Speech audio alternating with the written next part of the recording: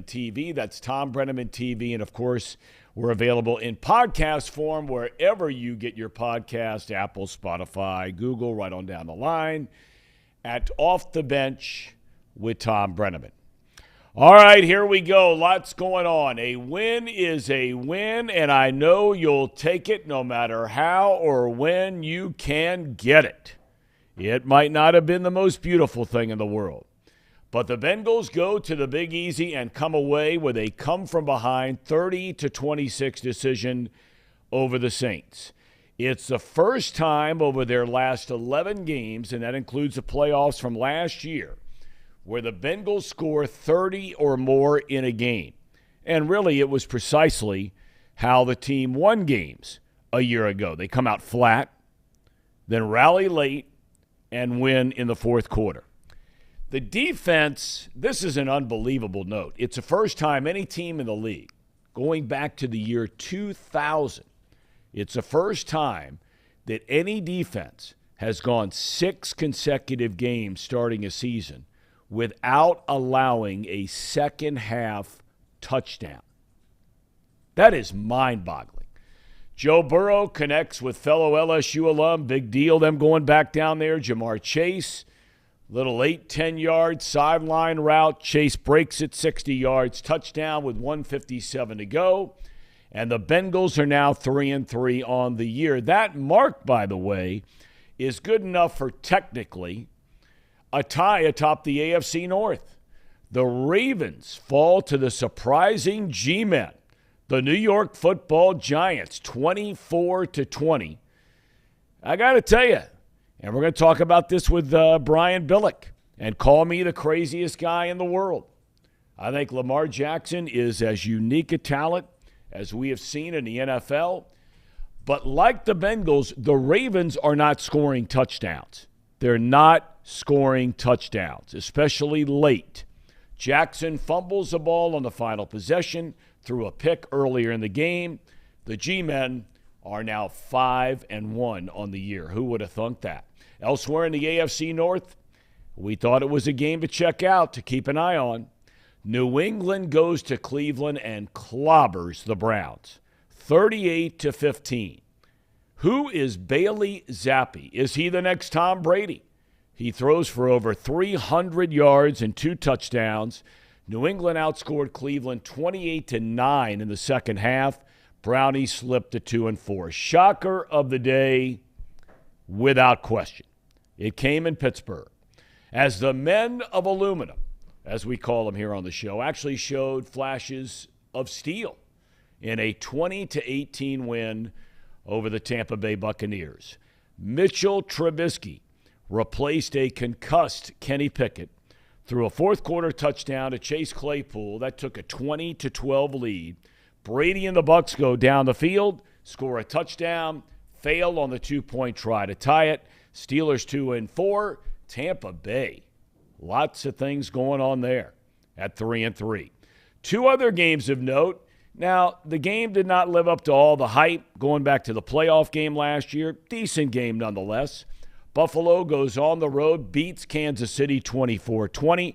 Josh Allen outduels Patrick Mahomes. Allen over 300 passing yards, 3 touchdowns, no picks. Mahomes throws for over 300, threw 2 touchdowns, but 2 interceptions. Lastly, in the NFC East, big one in Philly. What a sports weekend, by the way, in Philadelphia. The unbeaten Eagles and the once-beaten Cowboys got together last night. The Eagles continue to roll. They pick off Cooper Rush 3 times en route to a 26-17 victory. Philly 6-0. Dallas still 4-2. And Dak Prescott is due back week 7 against the Detroit Lions. Now shifting gears to the college front. UC and Ohio State were both off this weekend. But once again, college football is, at least in my mind, it is without question the best sport on the American landscape today. You look at this weekend in the SEC, what an unbelievable scene down in Knoxville, Tennessee, as the Volunteers beat Alabama 52-49. The teams combined for nearly 1,200 yards of offense. Chase McGrath kicks a duck. Ball was sideways. Wasn't end over end. It was one of these. 40 yards for a game-winning field goal at the buzzer. Meanwhile, in the Big 12, unbeatens met in Fort Worth.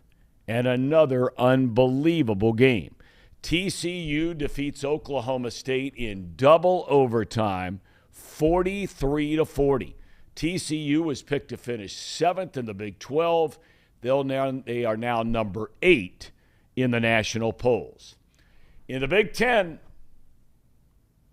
Michigan throttles number 10 Penn State 41-17, over 400 rushing yards in that game for the Wolverines. They outscore Penn State 25-3 in the second half. And look, there are articles written about it.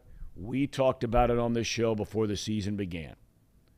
The Penn State program right now waking up and asking themselves, forget Alabama, forget Georgia, forget Ohio State and Michigan for that matter. Where is the Penn State program right now? This team, they got massacred in Michigan over the weekend. The Pac-12, USC and Utah, what a sight and a scene that was in Salt Lake City. Utah beats USC 43-42. And in the who would have thunk it category, 1-4 Stanford, who is awful, goes to South Bend. Paul Fritchner, you were there. Yep. By the way, Casey McAllister, Paul Fritchner, good morning. Good morning. How are you, Tom? We still got the dunce cap over here in Seho, sitting there with his headphones on, doing Lord knows what. You were there. Stanford goes to Notre Dame, beats the Irish 16-14. That means Notre Dame is now 3-3 on the year, 1-2 at home, and their losses at home have been to Stanford and Marshall. What is the vibe in South Bend? Yeah, not good. It was not a good game. And the worst part was that not only was it a loss, but it wasn't even a good game in the first place. You know, if you're sitting there in for 3 hours, 3.5 hours, and you're watching a 43-42 overtime loss, and you're thinking to yourself, at least we saw a good game. But Notre Dame scored a first half touchdown that got taken back. They never really looked like they had a ton of offensive rhythm. They never looked like they were the better team in the game. They had some momentum late in the game in the second half, and you thought, okay, maybe it won't look pretty, but it's one of those games where Notre Dame's just the better team here, and they're going to get it done. They're going to come away with the win. They did not, and it's weird because if you watched the week before, if you watched that BYU game in Las Vegas, if you watch the North Carolina game, I'm not saying that they were the top 5 team that they were ranked in the preseason, but they looked like they were on their way back to being at least a serviceable top 25 team. Go to a decent bowl game, that kind of thing. And then all of a sudden, all that momentum just comes to a screeching halt over the weekend. And again, you're left scratching your head because that game should have never been close. Stanford is a terrible team. And Notre Dame couldn't get it done. It's a head-scratching loss. Again. I feel bad for Marcus Freeman. I mean, the guy's a great guy, was a great player. The players love him. He can recruit like crazy.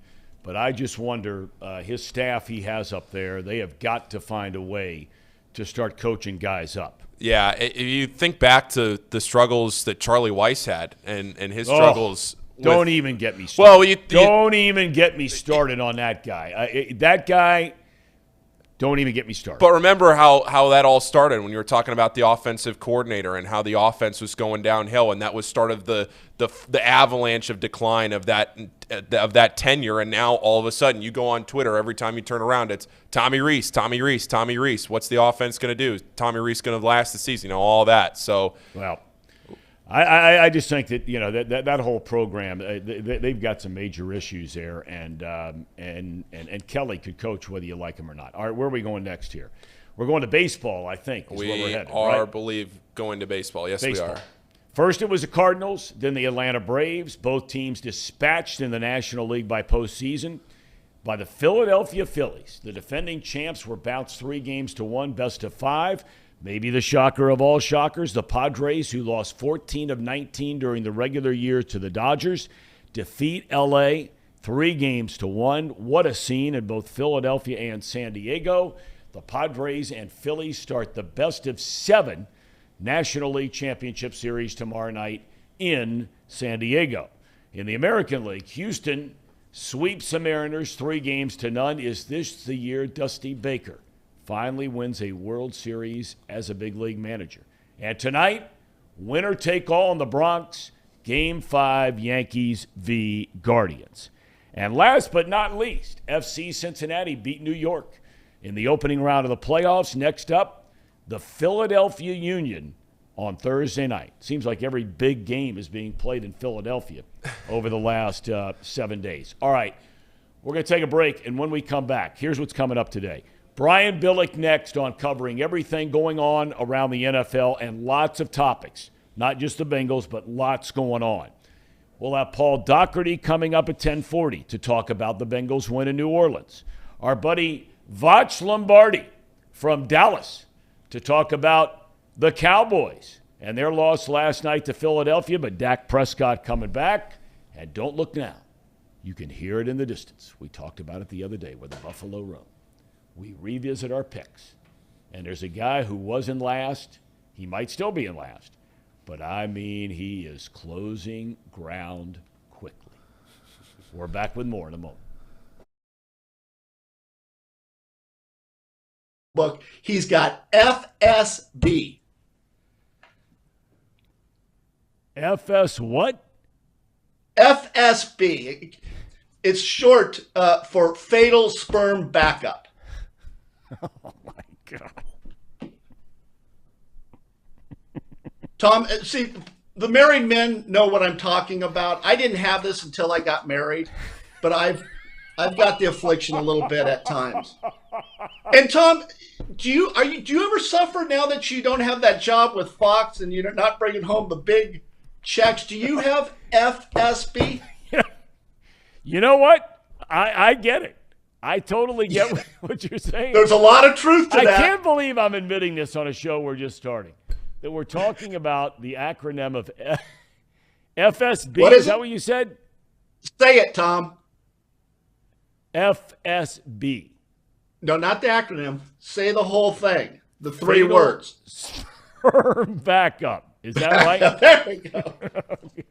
Hey, Thom, you know, we've experienced it since we got married, but ask those two guys, the producers. Now, they've experienced that their whole life, so they really don't see any adjustment. They've experienced it. They've had it their own life. Well, I thought you were making the argument that this only hits married men. I thought that's what you were saying. These guys aren't married.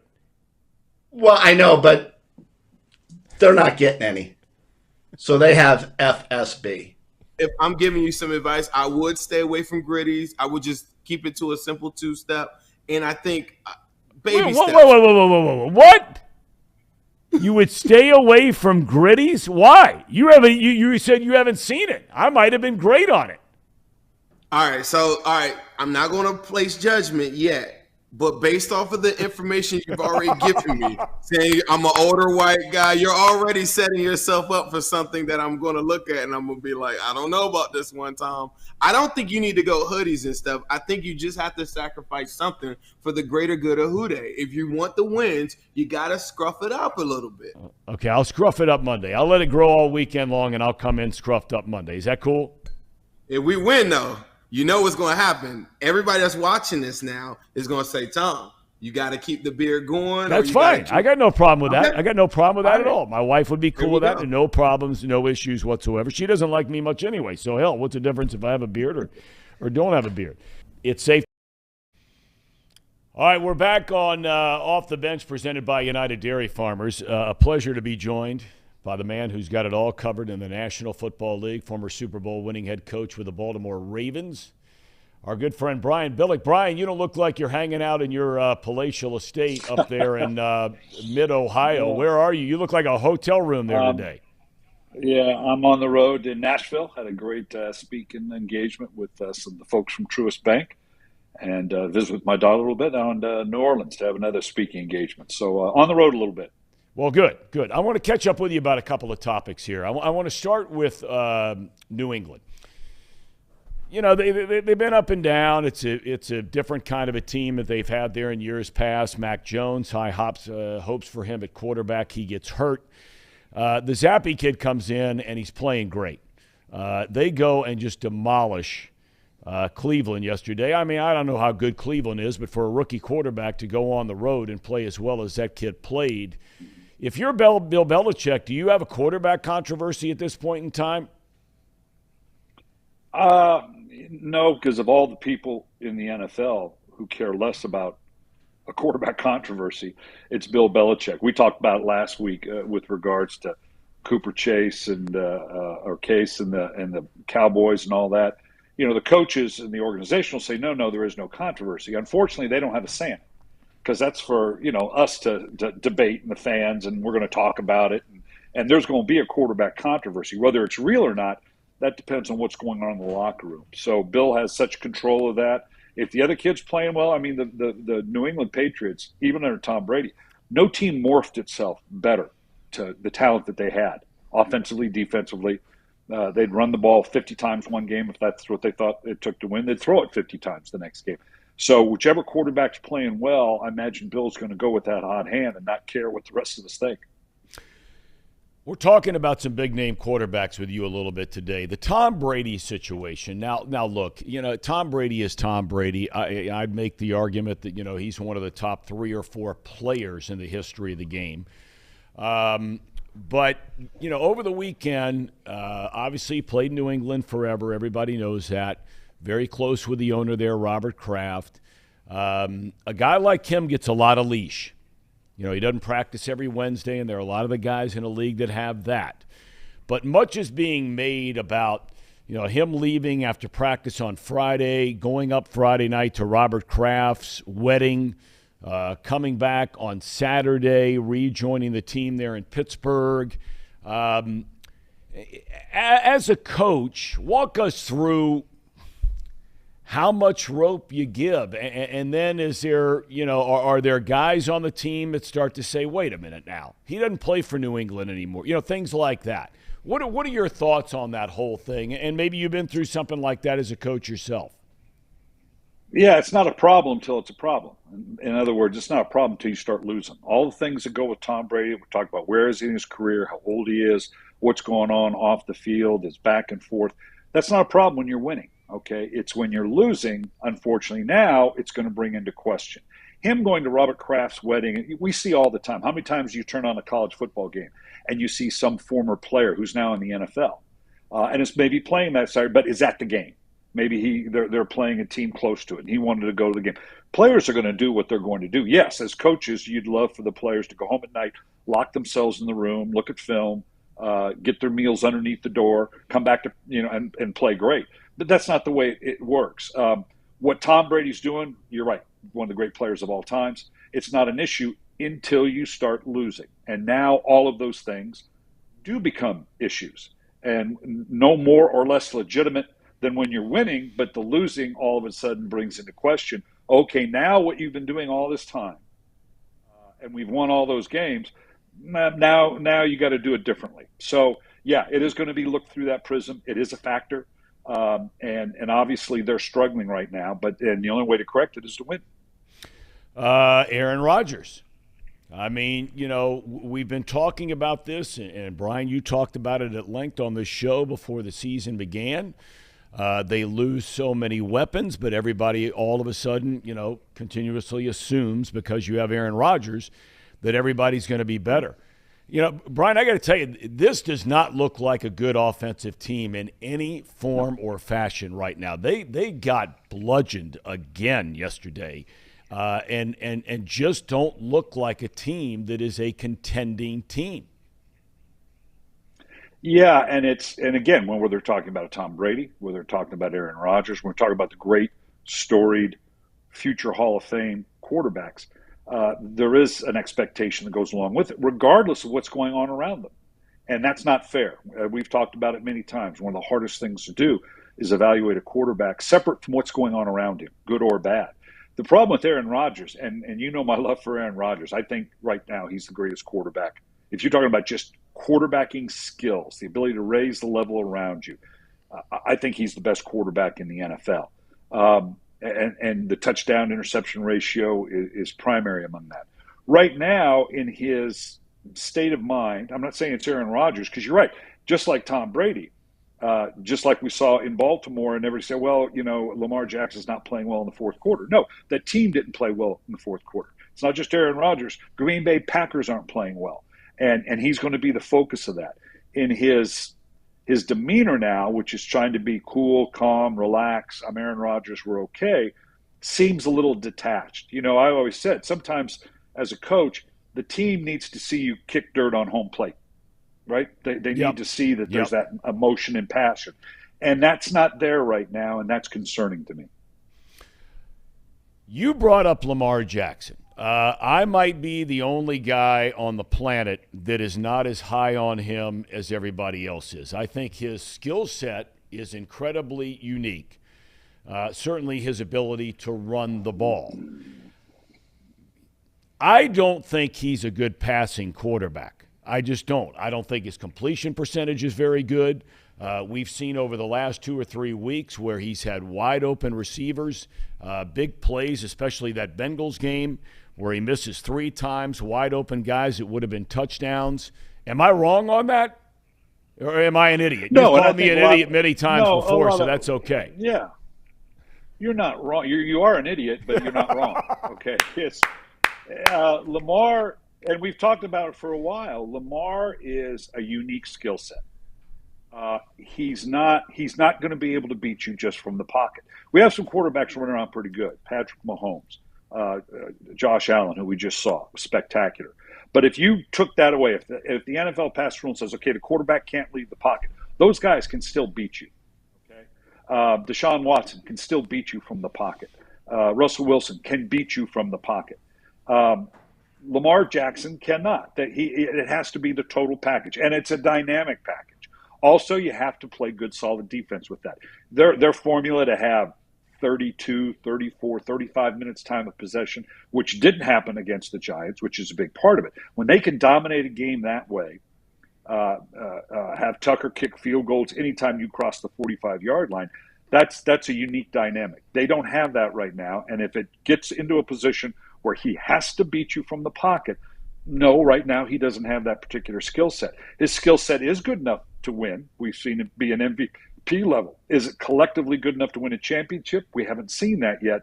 But as a quarterback, mechanics, guy can beat you from the pocket. And I'm still one that believes in order to win a championship, your guy has to be able to win from the pocket. And he's not shown that yet. All right, the last thing I want to ask you about has to do with that very thing. If you're the head coach, and this can be Lamar Jackson if you want to put him in, as a blank in this statement, that's fine, or this question.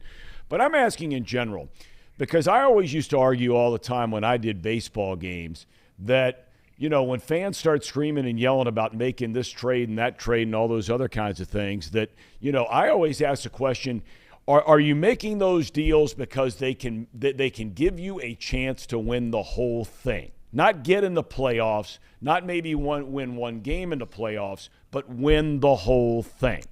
Does there come a point in time as a head coach or an owner or a GM where you have a guy like Lamar Jackson, there are others out there, where you say, you know what, we love his skill set, we love some of the things they can do, we love the fact that he can get us to the playoffs, but we just don't know, or no, we don't think he can win the whole thing, therefore we're going to move on. Have you been in that situation, and if so, what do you do? You've got to be very careful, yes, when you're talking about dynamic talent. It's the same conversation you're having about maybe they had when Dak Prescott in the contract. It's, okay, are we, not just in terms of moving on, but are we going to expend those kind of resources? Can this guy win it all? Because ultimately that's how it's going to be judged. So those are dramatic examples. For the most part, when you're talking about moving on or you're trying to acquire someone, if you think you're that one guy away and we're going to make this one blockbuster trade, you're not. You're not that. No, those mistakes are made over and over again. What you look for in trading or letting players move, can I get incrementally better? I just want to get a little bit better. Is this guy we're going to draft? I know he's not a top round pick. He's not this. He's not that. But is it time to play the younger player? Is he a little bit better? I just want to get incrementally better. Because if you're going to swing for the fences and think, okay, this is going to be a dramatic change, it typically is not. And I don't think the organization, I think they fully believe in Lamar Jackson. There again, I think they can win a championship with Lamar Jackson. Until it happens, then there's always going to be that question mark. There was that question mark with Aaron Rodgers until he won it all. There was that question mark with Peyton Manning. It's okay, you can get to the playoffs, but he really, he can't win it all. Until you do, there's going to be those questions, and those are legitimate questions. But yeah, you got to be very careful. And then you always ask the same question, whether it's, okay, we're not going to pay the contract or time to move on from a quarterback. What then? Believe me, I know firsthand from when you don't have that guy at that position and you get on that roller coaster and that up and down, that's not a treadmill you want to get on. All right, my friend. Well, safe travels. We thank you always for your time each and every week. And Godspeed ahead down in the Big Easy. Be careful down there, all right? Oh, I will. All man. Right. Thanks. All right, buddy. Brian Billick, kind enough to join us each and every week. Great insight. Love just asking about little things like that are very, very big things. Decisions you have to make as an organization about, do you give the money? I mean, do you spend the money? And everybody's saying, oh, you got to sign Lamar, I'm not saying you shouldn't sign Lamar.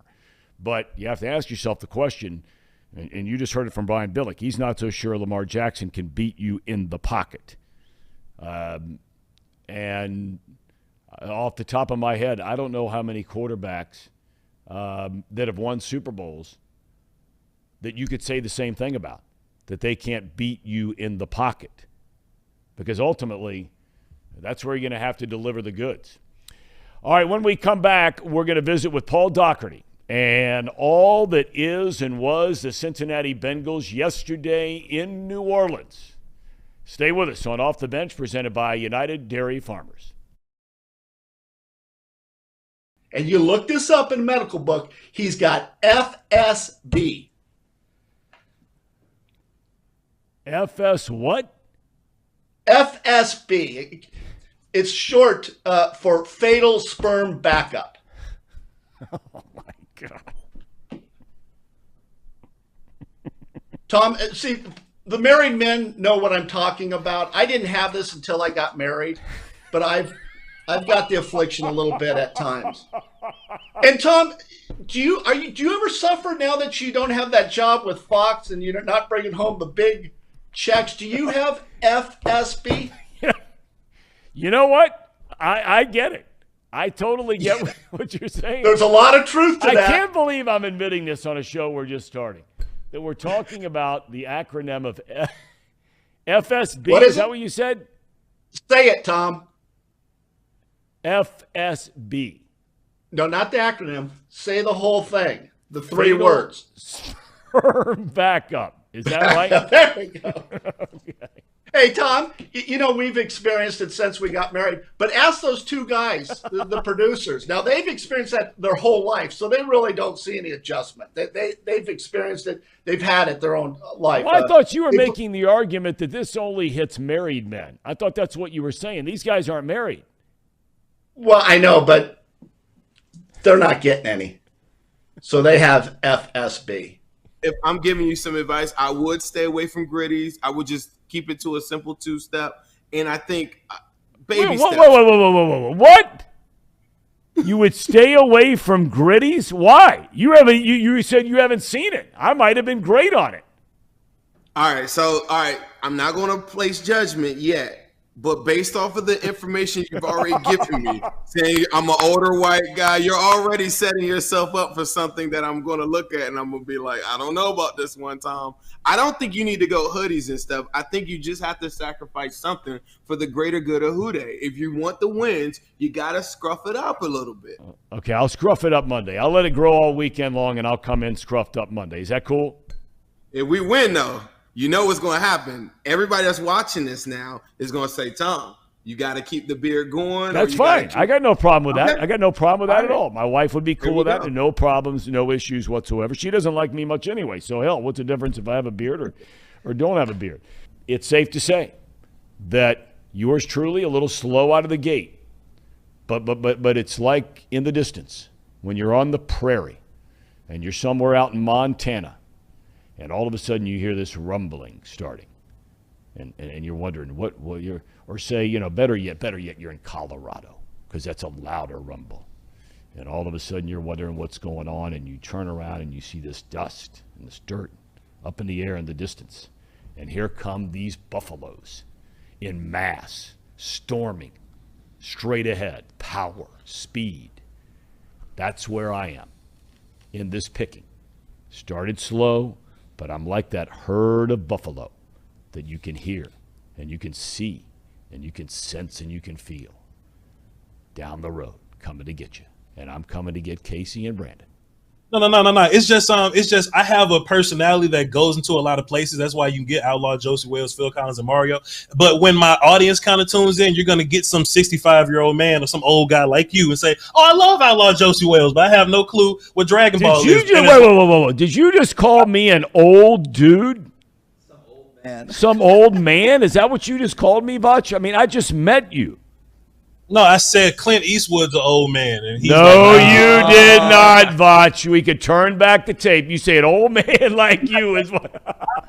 I'm not. I am not backing out the legend. Thom Brennaman is an old man. Yeah, all right. On his I believe birthday. my wife tells me I'm an old Birthday. man. On his birthday. Voch, you're good. Thank you, buddy. I appreciate it. Thank you very much. Voch, it's great having you on. Hey, I want to have you come back sometime if you don't mind. I'd love to have you come back and talk about what's going on in Big D, because a lot of people coast to coast care about what's happening down there in Dallas. Sure, let's do it. I am, one of the Cowboy guys that people like, so I'm grateful for that. But I'm also a draft guy. So if y'all got some draft talk in the off season, contact me there. Hit me up. I'll be free. We will. Voch Lombardi. Thanks so much, my Appreciate man. All right, speaking of Voch Lombardi, he's going to be with us coming up a little bit after 11 o'clock to talk about the Cowboys and what's going on there. They lose last night. I think everybody expected them to lose last night. And maybe this is the perfect time, not that there ever was any kind of quarterback controversy, obviously not in Dallas. But they lose. Rush throws 3 picks, but he goes 4-1 as a starter for him. So no complaints. Prescott coming back. We'll have Voch coming up at 11. Gentlemen, we have Paul Dougherty just in a couple of minutes, but I know both of you, and Casey, will start with you. Your overall thoughts about the Bengalis yesterday. It did not look good for a long, long time yesterday, but they pull it out at the end. Yeah, I won't lie. I was off doing the Pumpkin Festival on Saturday. So I was watching the game through the ESPN updates, right?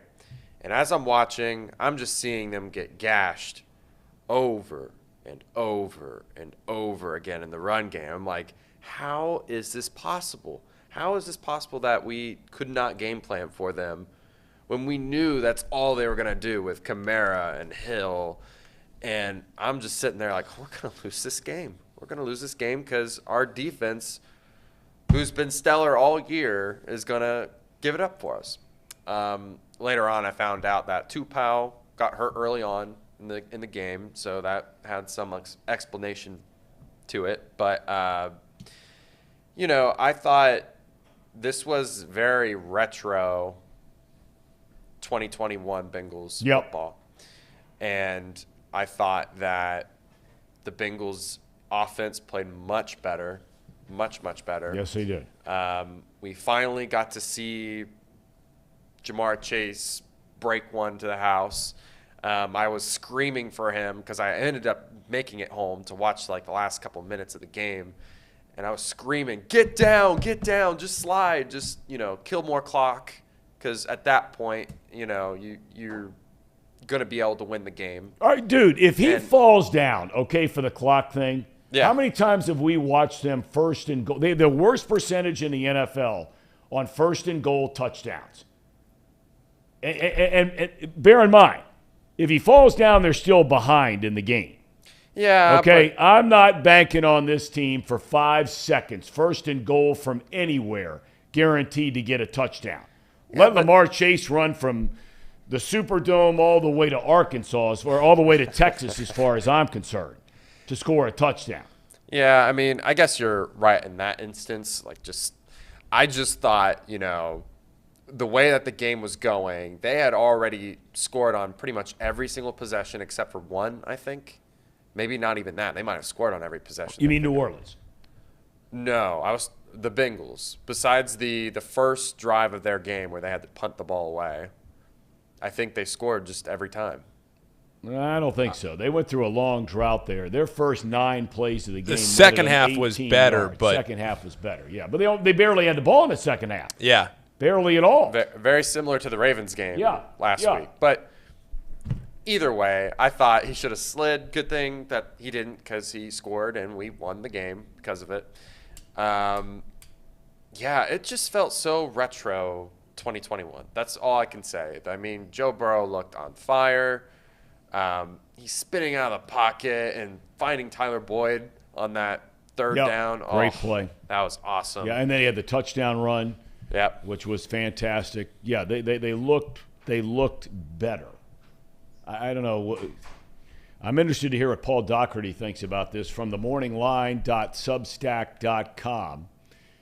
He joins us a couple of times a week, and he's ready to go right now. I think he's got the TML lid on. You promised the column was coming out. Is it out yet? I was looking for it all morning long, and I didn't see it. Yeah, I finished it about 5 minutes ago. Okay.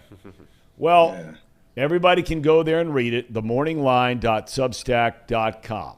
Your overall impressions of the Bengals' victory yesterday in New Orleans were?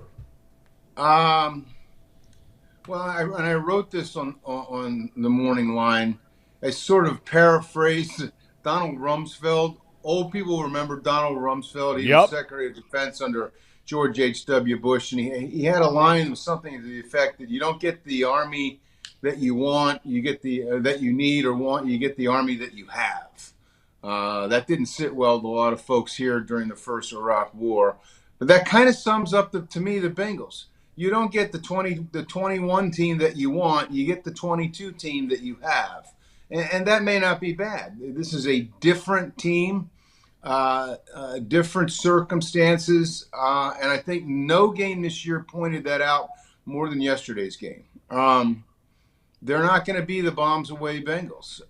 Teams have taken that away, and they have not shown enough, I don't know what it is, arrogance, courage to change that. For most of the first half yesterday, Tom, you know, they perfected the horizontal passing game.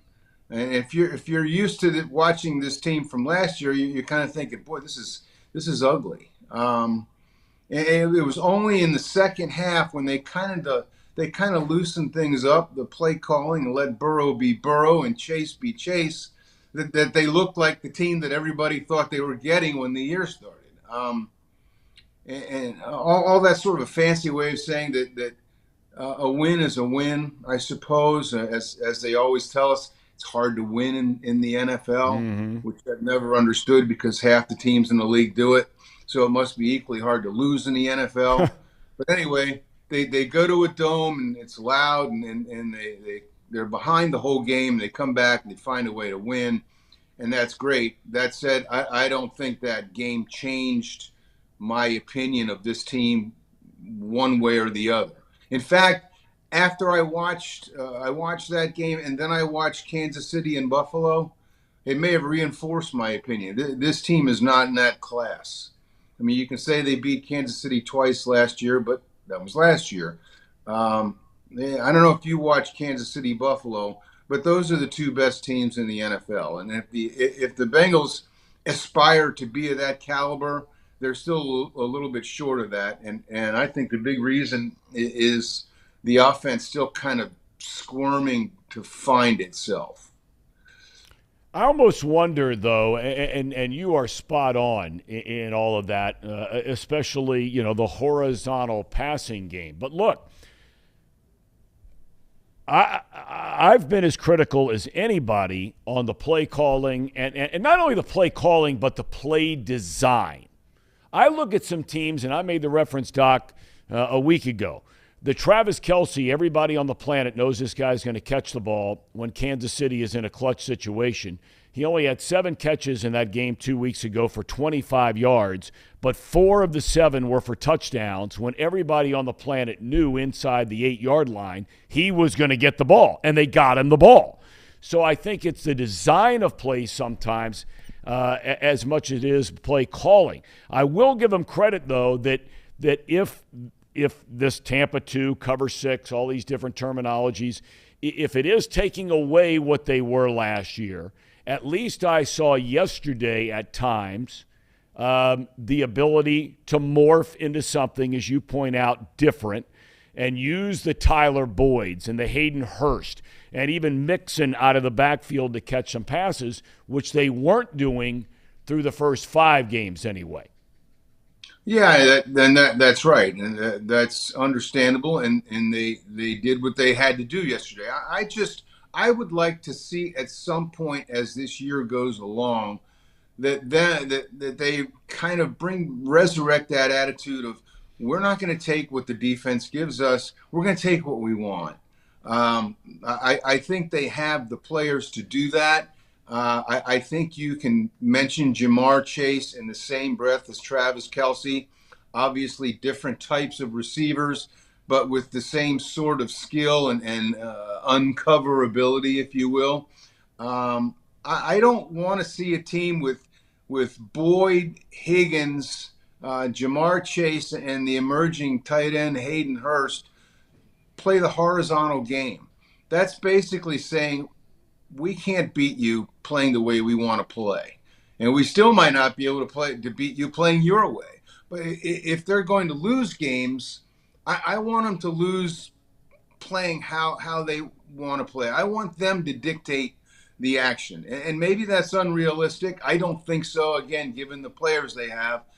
But I want to see that. I want to see the second half of yesterday's game all the time. The defense, I mentioned a little while ago, it's the first time that a team has gone 6 straight games without allowing a second half touchdown. That in and of itself, to me, watching the state of football that we are in today, that to me is a remarkable accomplishment by this team defensively. We can sit here and debate all we want about the backup quarterbacks they faced early in the year. Maybe they haven't faced that juggernaut offense, although I thought they did a great job against Baltimore until that last drive of the game. But there is certainly something to hang your hat on when it comes to this defense and holding teams to field goal tries rather than touchdowns. That was key yesterday, obviously. You're not going to beat anybody by kicking field goals when they're scoring touchdowns. Yeah, I agree. The defense has, up until yesterday, I thought the defense had overachieved a little bit. Yesterday, they did not. Yes, ultimately they won because they held the Saints to field goals, and they made that stop on 3 and out with 2 minutes left in the game, which to me, that's when the Bengals won the game. The fact that Chase had the catch and run for the touchdown just put the frosting on it. But I told my wife we're watching the game, I said 3 and out, the Bengals just won. And then they had the bad punt, and they were already in McPherson field goal range as soon as they got the ball, game over. So yeah, credit to the defense for that.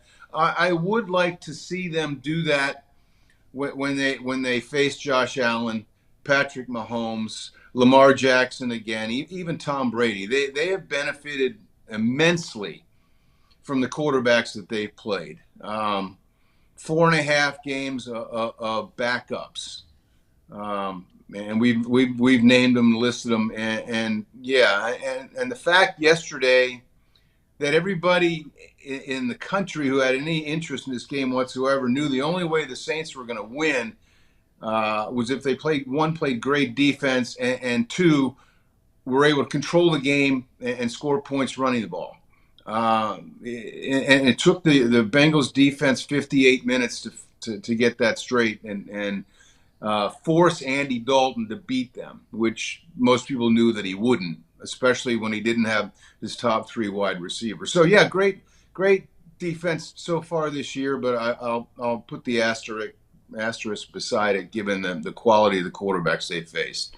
All right, I want to shift gears for a second because if there's ever been a weekend, and really I think it happens almost every weekend, but if there's ever been a weekend that spotlights college football being the best sport there is in the American landscape today, I think this past weekend was it. You can sit there and you can question this call, question that call, whether it's the urgency to know, maybe you can lose a game, maybe you can't lose a game. In some cases, maybe you can't lose a second game. For the Alabamas and the Georgias and the Ohio States, Michigans out there, maybe they can stub their toe, but you can't lose twice. This weekend was incredible to watch college football, whether it was Tennessee, Alabama, TCU, Oklahoma State, USC, Utah. I don't care where you were looking. There was a great game every time you turned around. Yeah, I agree. I only happened to catch the second half of the Tennessee Alabama game. I was busy cleaning carts and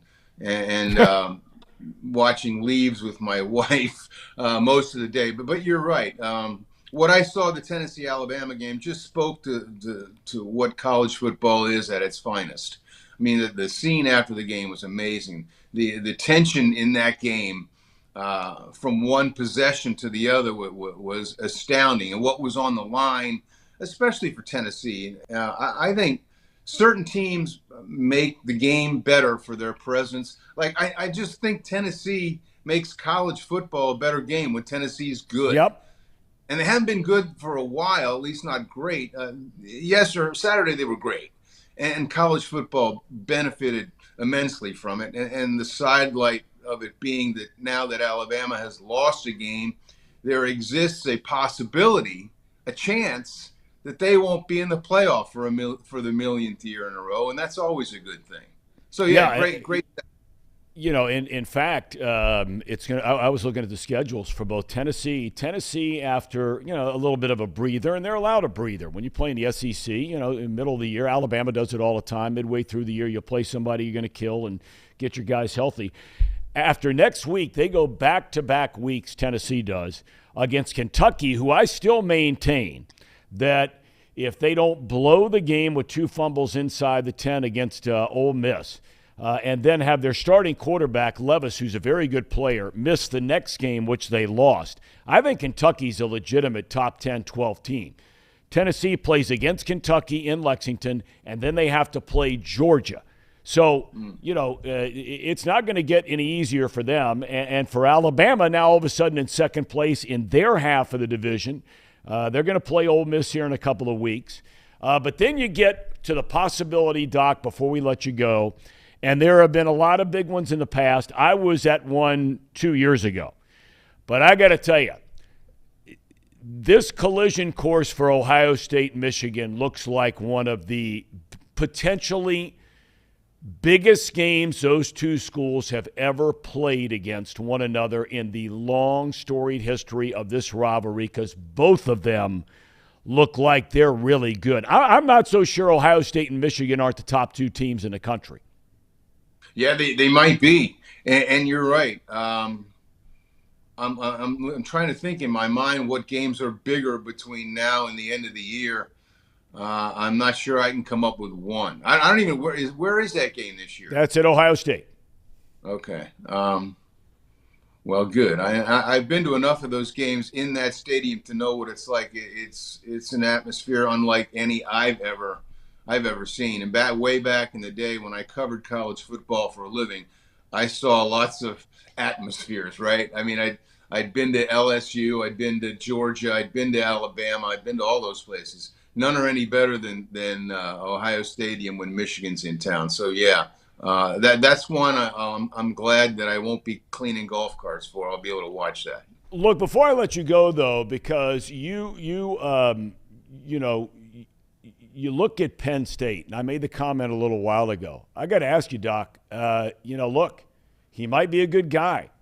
I understand, in fact, he's a very good guy. Mike Reed, one of the all-time great players in college football history who played at Penn State, is a friend of mine, and he went back for the first time in 30 years to visit Penn State a couple of months ago and came away very impressed with Franklin. But Doc, that program is not competing. Now, they play Ohio State a week from Saturday at Penn State. Who knows what happens? Stranger things have happened.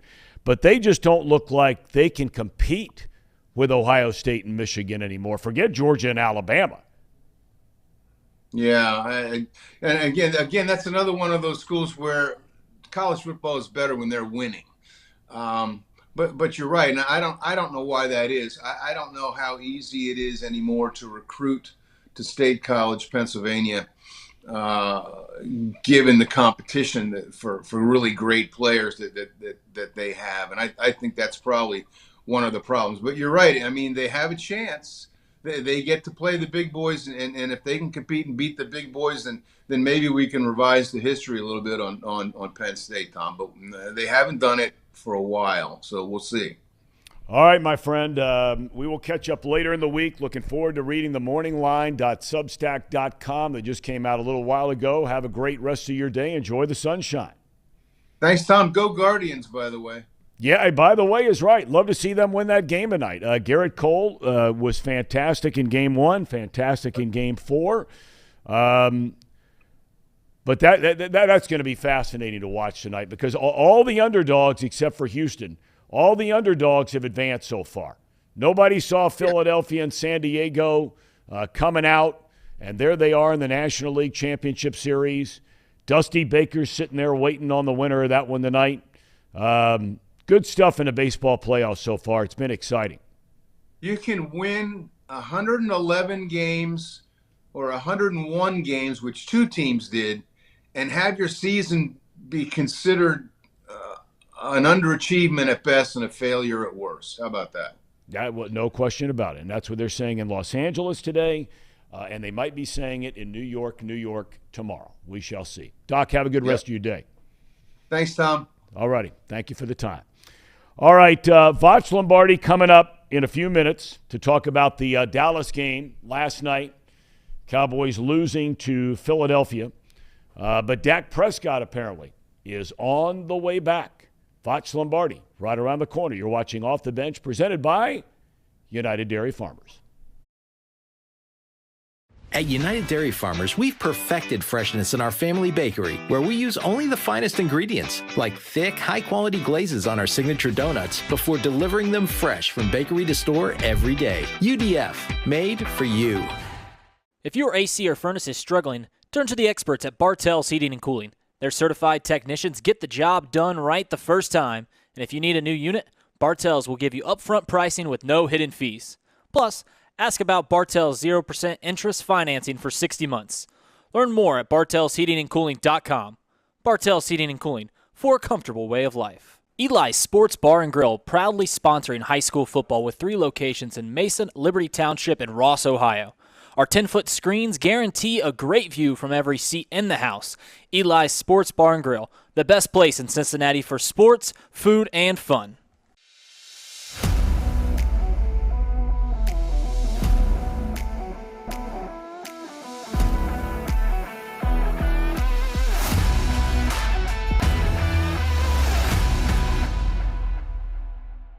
Where can you turn when you're in pain? Turn where more high school, college, and pro athletes turn. Where your neighbors and weekend warriors turn. Turn to Beacon Orthopedics and Sports Medicine and get superior care on your schedule. That's the Beacon difference. Check out our fresh arrivals at Jake Sweeney Used Cars. Over 250 used vehicles weekly. All makes, all models. From economy to luxury, Jake Sweeney, the original used car superstore. The beard.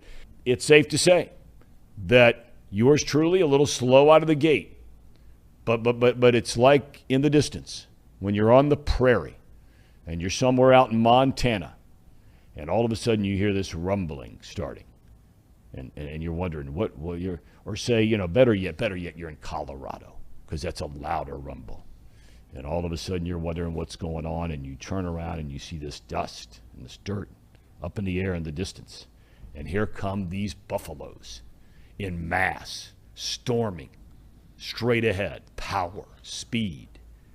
That's where I am in this picking. Started slow, but I'm like that herd of buffalo that you can hear and you can see and you can sense and you can feel down the road coming to get you. And I'm coming to get Casey and Brandon. No. It's just I have a personality that goes into a lot of places. That's why you can get Outlaw, Josie Wales, Phil Collins, and Mario. But when my audience kind of tunes in, you're gonna get some 65-year-old man or some old guy like you and say, "Oh, I love Outlaw Josie Wales," but I have no clue what Dragon Ball is. Wait. Did you just call me an old dude? Some old man. Some old man? Is that what you just called me, Voch? I mean, I just met you. No, I said Clint Eastwood's an old man. And he's no, you did not, Voch. We could turn back the tape. You say an old man like you is what. I am not backing out the legend. Thom Brennaman is an old man. Yeah, all right. On his I birthday. believe my wife tells me I'm an old On man. his birthday. Voch, you're good. Thank you, buddy. I appreciate it. Thank you very much. Voch, it's great having you on. Hey, I want to have you come back sometime if you don't mind. I'd love to have you come back and talk about what's going on in Big D, because a lot of people coast to coast care about what's happening down there in Dallas. Sure, let's do it. I am, one of the Cowboy guys that people like, so I'm grateful for that. But I'm also a draft guy. So if y'all got some draft talk in the off season, contact me there. Hit me up. I'll be free. We will. Voch Lombardi. Thanks so much, my Appreciate man. Hope all's well down in Houston. God bless you. All right, welcome back to Off the Bench, presented by United Dairy Farmers. You just saw a clip of him the first time we had him. I mean, he's all things of the NFL draft. He's all things of the Dallas Cowboys. And maybe we'll find out that he's all things in another topic. But Voch Lombardi, who called me an old man, as you just saw, called me an old man the last time he was here, but I am a forgiving sort, right? Thank God we're in the forgiveness business. So, Voch, welcome back, my friend. Nice smile on your face there, although you look like you got I know you're an hour behind us, but you look like you got a different kind of mood feel there. Is that because the Cowboys finally lost a game? Paul, good morning, first and foremost. Thank you so much for having us, everybody over there. Thanks to everybody watching. I have been up for a while, but when it's time to work, it's time to work. I'll rest, in July or something like that. But it is definitely time to be up and at 'em. I'm just in a generally good mood. Mostly when Cowboys lose and it's a very, what I would call a valid loss. Yeah, sure, I would be upset. My phone would be off. I don't want to talk to anybody, and there's going to be a lot of people calling and tweeting me to talk their little noise and their little mess about my Cowboys losing. But I just feel in such a mood today. Let me just take over your show. Let me get focused real quick. Go ahead. It's all yours. Let's get focused. So this is what I've been dealing with, right? And this is what I love about the YouTube space. YouTube is this niche type space where people can come to and they can find the exact type of information that they're looking for. I'm not poo-pooing on any kind of national broadcast, but I do think there comes with a lot of nonsense when you try to be mass appealing. So there was this thing that Cowboy fans were going through. It was this whole Dak Prescott versus Cooper Rush debate. Yeah, Cooper Rush will win in this Bengals game. He'll win versus the Washington Football Wizards and the Giants and the Rams, and all of a sudden there's this air quote quarterback controversy. And I hate that because Dak Prescott does not deserve that, right? And it doesn't matter what numbers you bring, because I'm film guy. I will show you plays of my proof and my science proving my point. No matter how much film, numbers, information you bring to the table, there will always be a naysayer that's rolling with the nonsense. People can say that the earth is flat, but they can build some type of evidence to make somebody prove it. But when the science, when the science gets here, it turns out to be nonsense. Last night was flat earth science. Last night was the science that looks everybody in the face and goes, there's no way you can continue to believe that the earth is flat. Here's the information right here. Shouts out to Cooper Rush. I do not want to say any bad things about Cooper Rush because defending Dak Prescott, I've had to do that the past 4 or so weeks. But that dude has done nothing but kept the Cowboys in playoff contention. And I don't want to say a bad thing about him, but your watch has ended. I am proud of that dude. Dak Prescott is back. And that's probably why I have a smile on my face. I never was the guy to say, oh, well, look at Cooper Rush is doing with this team. I was always the guy to say, man, look at what this team is doing with Cooper Rush. Now you add Dak Prescott and my Cowboys they're on their way. So yes, I have a smile on my face, Tom. You know what? And I think you're 100% spot on. The good news is you tell me because you follow it more closely, but I just go by what I'm reading. It looks like there's a good chance that Dak Prescott comes back in Week 7 against the Detroit Lions, right? That's That's the plan. That's the look. Dak Prescott threw 40 passes in the pregame versus the Eagles or whatever. And, it wasn't anything. We're not throwing, 9 routes. We're not throwing out and ups or anything like that. We're just getting the feel for the passes. And the ball has zip on it. The grip looks good, but they didn't want to rush Dak out there. And to be fair, that's because of Cooper Rush. Thank you, Cooper Rush, because the Cowboys are 4-1 going into week 6. So we don't have to rush Dak Prescott back. So he's going to be fully healthy for the Lions, and that's when Dak will make his return. All right, the Eagles, they get the win last night over Dallas. They're 6-0. What are your thoughts on that team? You're watching film. I'm guilty as charged. I'm not sitting around watching game film on the Philadelphia Eagles, but at the end of the day, they're the only unbeaten team left in the NFL. How would you stack them up on what you've seen against teams, say, like Buffalo? So, well, the shade's coming on for that? What does that mean? Or is that a thing you do on your show when the shades come on that means something's happening? This means some honesty is about to happen. It could be some uncomfortable honesty. And sometimes when I get real honest like this, people want to look me in the eye and be like, Voch, there's no way that's the case. No, but I got to put these so they don't look me directly in the eye when I say it. This is a quarterback league, right? Quarterback league, and I understand that, Geno Smith is tearing things up right now, but over the course of the season, the guys that are going to win are the guys that can typically pass the football and play defense whenever they want to. Yep. So when you say Buffalo Bills, when you say Kansas City Chiefs, those dudes are up here, and they're going to be able to sustain that over the course of the season, right? Because they have that formula. Luckily for the Eagles, they don't have a great schedule, but they do have a great defense. They do have a great run game, but I think there's some treachery afoot when we look at the Eagles. They don't score a whole bunch of second half points, and I thought that was interesting. I was looking at some of the games that they played. I got it in my notepad here. I was just looking at some of the games that they played. I'm like, man, when they played the Washington Football Wizards, they scored no points in the second half. 9 versus the Jags, 14 versus the Lions. They got the worst defense. 0 versus the Vikings, 6 versus the Cardinals, and 6 versus my beloved Cowboys. I'm like, why can't the Eagles score in the second half? And I'm like, what's going on with these guys? I think they have a very opportunistic defense. And I think, when teams try to take this wrong approach versus their defense, they try to avoid the interior. I think they kind of get in trouble with some of the outside stuff going on. Darius Slay is a fantastic corner, but I think if you just run directly at that defense that's been touted as a fantastic run defense, I think you're going to run into some trouble. I think teams avoid that because Fletcher Cox is in there, Jordan Davis is in there, Hargrave is in there. But last night, the Cowboys just kind of ran at that front, and Cooper Rush, he wasn't good enough to do anything with it. But but Zeke got crazy versus some of those. I got to tell you, that's what I was going to ask you. I got to tell you, a lot of people have wondered about Ezekiel Elliott, and obviously he's got a huge following here in Ohio, and his unbelievable career at Ohio State led him to a national championship. He looked really good last night to me. I mean, he looked 100%. Powerful. He looked quick. He looked decisive. He looked fast. He looked good. Now Zeke just didn't roll out the bed fast and explosive when he haven't been that way. I just think that there may be something to this Eagles defense that we don't. But let me give the Eagles credit, though. They're much better than what they were. But I think the big key here, the biggest key to my pessimism is Jalen Hurts. So my biggest lead into this whole thing was I thought that Jalen Hurts was a phony in the passing game. And to be fair, he is, because going into this game, Jalen Hurts and Cooper Rush had thrown the same amount of touchdown passes, right? So I'm like, let's just make Jalen Hurts throw the football and let's see what happens. And we made Jalen Hurts throw the football last night, and he only had 155 some odd yards. It's because Jalen Hurts is still doing that Jalen Hurts thing where he gets to the first read and it's not there, and then he gets stuck trying to diagnose and he holds the football and either runs or gets caught for a sack.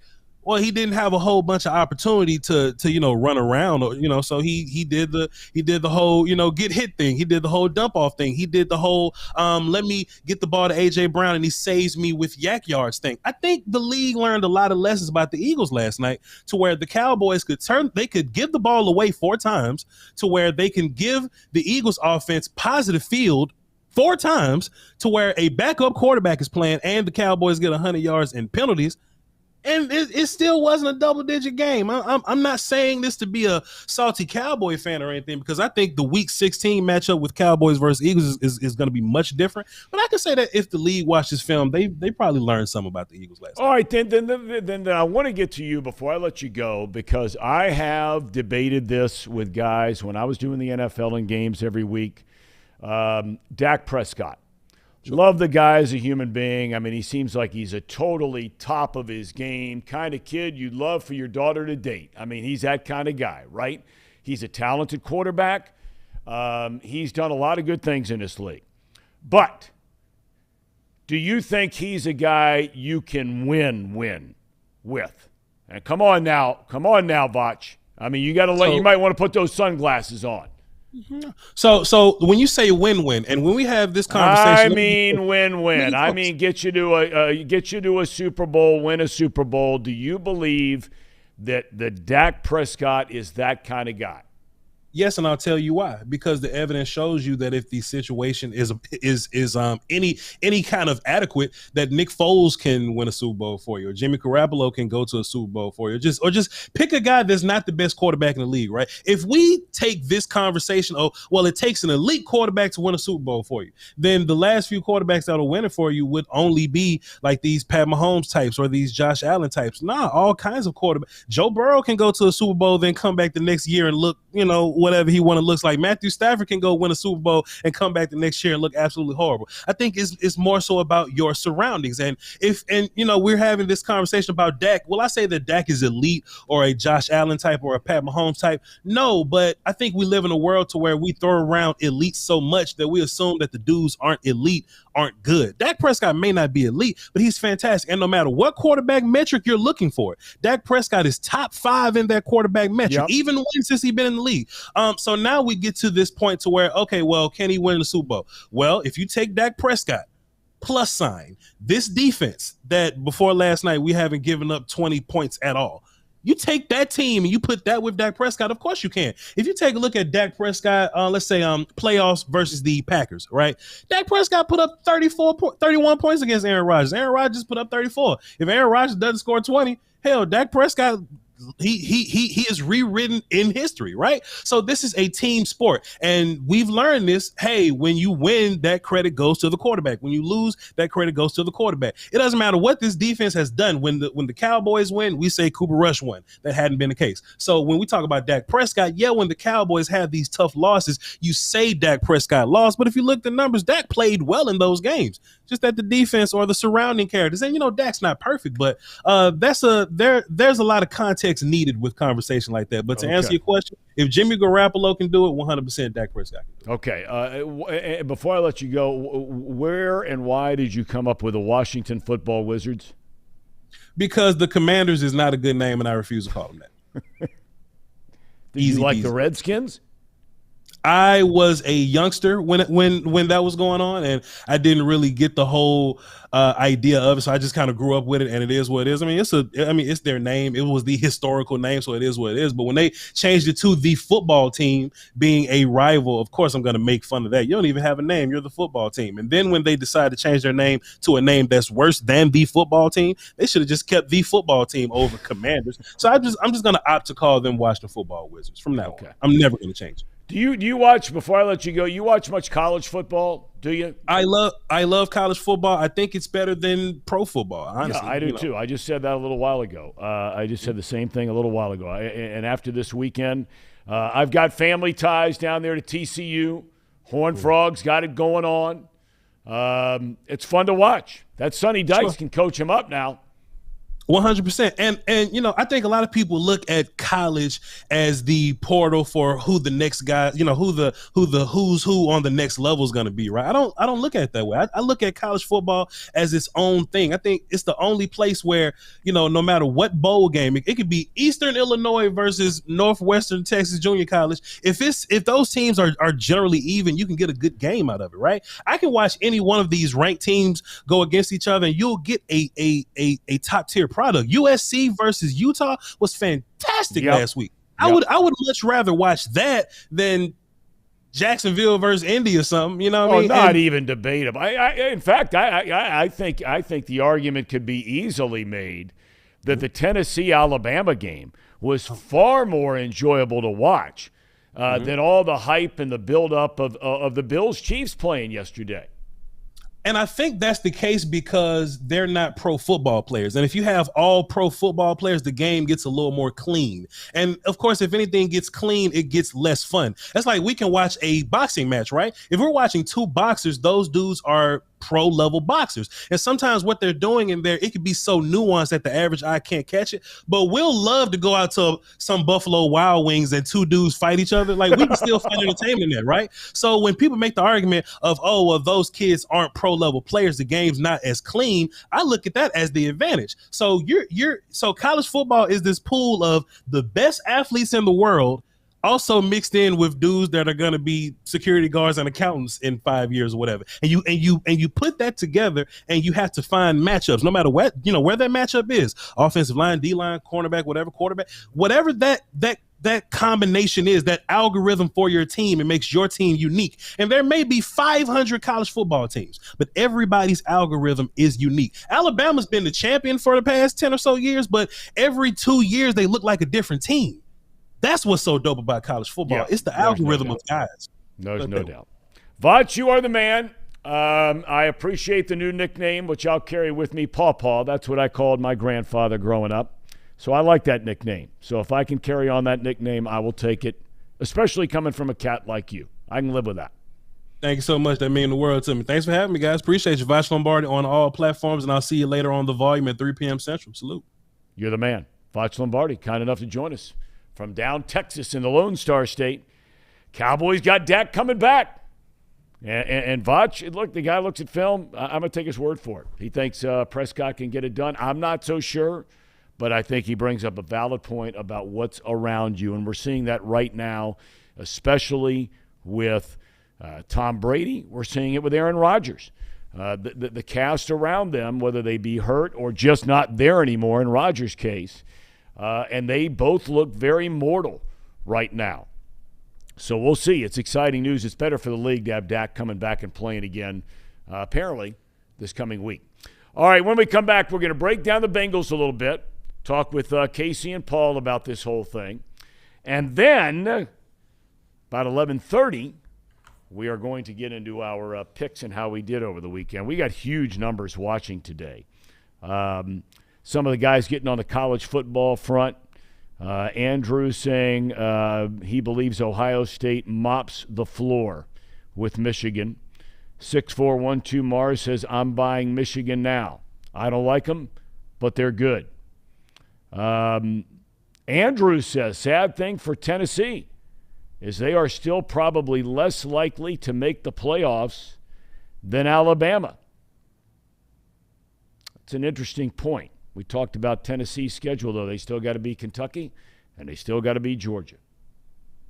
And the winner of that Tennessee-Georgia game, which will be the biggest game in college football if Tennessee stays unbeaten, and Georgia will, that'll be the biggest game in football before the next biggest game in football, which will be Ohio State-Michigan. Little Moo. Haven't had Little Moo. You guys know who Little Moo is? No, I do not. Do we know who that is? No. Okay, Little Moo says, wonder if we could get Marvin Lewis to join the program occasionally. That's a very good question. I'd like to have him because he's doing the same thing Brian Billick's doing at Arizona State. Their coach had just got fired. Why am I drawing it? Herm Edwards. He brought in Marvin Lewis to kind of oversee as a consultant the defense, and Brian Billick to oversee as a consultant for the offense. So that's a good question. We'll do that. And Steph says, love Voch. Got to have him on more. Yeah. What do you guys think of Voch? You like him? Oh, love that guy. Yeah, he's great. He's dialed in now. He is dialed in. I really think eventually when the draft comes around, we should have him on for that. Like if we do like a long draft show or something like that. Right. He's really good. I've watched some of his stuff before. I tend to really follow his word on it because he breaks down the film and he does a really good job with it. So, I really like Voch. I think he's awesome. I wanted to ask him about, an early preview of his number 1 pick in the draft. And I don't know what year the Hooker kid is in at Tennessee. Tennessee. I know he transferred from Virginia Tech. So he might be one of those guys where it's only his first year as a starter, but it's his second or third year as far as being in college. But, look, I'm excited for Tennessee. I agree with Voch, or agree with Doc, that the sport is better when Tennessee's good. That scene at Neyland Stadium the other day, it just looked beyond description. Storm the field, tear down the goalpost, blah, blah, blah. But, I mean, come on. If you're talking about a Heisman Trophy winner this year, that Hooker guy's been good. There ain't anybody in the same galaxy as Stroud. I mean, not even in the same galaxy. What's the numbers? Are they anywhere close? Stroud has thrown 21 touchdowns, 3 picks. Hooker has thrown 17 or 18 touchdowns, I think 1 pick. Yeah. If I'm not mistaken. There's no contest. None. Their yards are about the same. But Stroud is coming out of every game basically in the third quarter. And I saw a stat the other day. I think I shared it the other day. Ohio State's the highest scoring team in college football. If you take their number of points in the first 3 quarters of games, don't even give them the fourth quarter.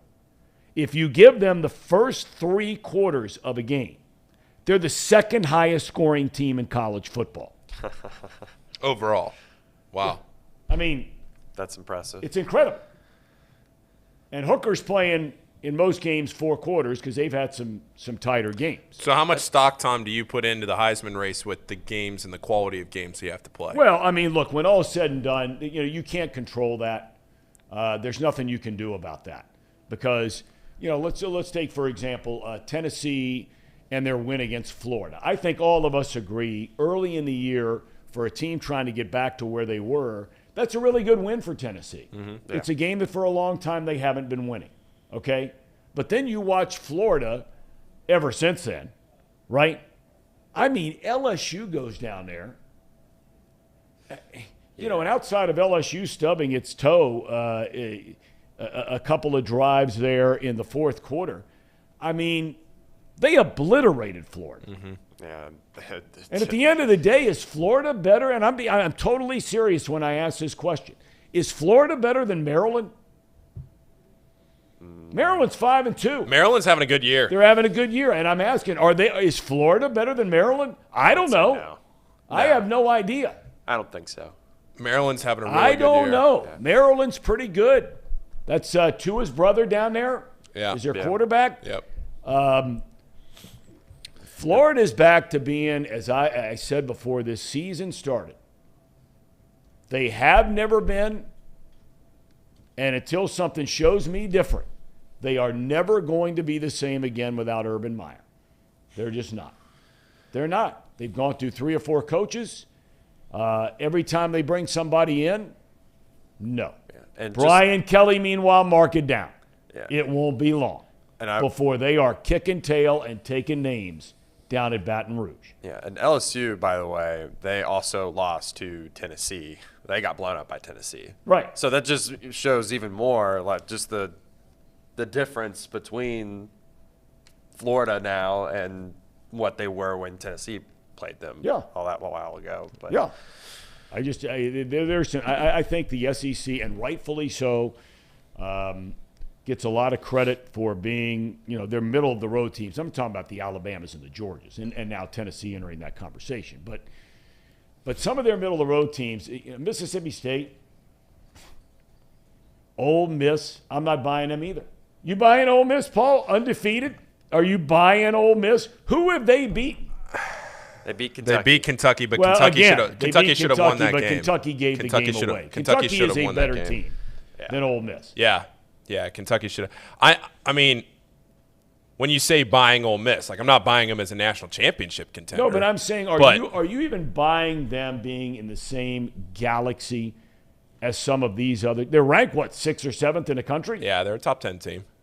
I mean, you buying them to be able to compete with Alabama? Well, no, but I don't think there are a lot of teams that are. I mean, I think there's realistically, Tom, there's like 5 teams in college football that are relevant in any given year, right? If you really break it down. For the last number of years, yes. If you break it down, I think there's more than that this year. College football, in my mind, is a 4-team sport with a rotating 5th, right? There's Ohio State, Clemson, Alabama, Georgia, and then there's a rotating 5th team. Some years it's Oklahoma. Some years it might be – last year it was UC. Right. Some years this year it might be Tennessee. There are 4 teams with a rotating 5th, and it's the same thing every year. So when you ask me, like, am I buying Ole Miss, in my mind they're not that rotating 5th team. That's Tennessee. So to an extent I'm buying Ole Miss. I think that to this point they're deserving of a top 10 ranking, but the gap between those 5 teams and then everybody else, to me, is big enough that they're in a different stratosphere right now. Because I think there is a clear separation, especially at Clemson, which, if you haven't been following Clemson, DJ Uiagalelei has been playing a whole lot better than he has been throughout the rest of his career. So if you look at the top 5 right now, Georgia, Ohio State, Tennessee, Michigan, Clemson, Alabama, right? Is that 5 or 6? Did I just rattle off? Okay, 6. So 6, right? Michigan, you could, if you want to throw Michigan in there the last couple of years. Absolutely. So in the last couple of years, you throw Michigan in there. But they hadn't been in quite some time. No. And since we've had this conversation with the playoff and this 4-team playoff, Michigan's only really been back in the fold in the last couple of years. So if you have this 4-team, maybe 5-team with that rotating one other team that comes in and out every year, like, yeah, Ole Miss is there at 7, but they're not going to compete with Alabama. They're not going to compete with Georgia. So, yeah, I'm just going to look at their schedule really quickly. They have LSU, Texas A&M, then Alabama, Arkansas, and Mississippi State. We're going to find a lot about them soon. You know what's amazing is we are only halfway through this college football season. Yeah, we have all this excitement. The teams play 12 regular season games, and we are only halfway through the season. There is so much good college football left, it's mind-boggling. Speaking of, let's get to my Power 5. I don't care what the AP says because, the coaches poll and the AP poll, just based on the eye test, I don't know how in the world they continue to put anybody ahead of Ohio State. You may not like Ohio State. You might hate Ohio State. So far through 6 weeks, the eye test, they are the best team in college football. Look where that defense is. They were barely in the top 100 a year ago. Jim Knowles is coming there, and you can say, well, who have they played? Fair question. But we're about to find out soon. Georgia, I got 2.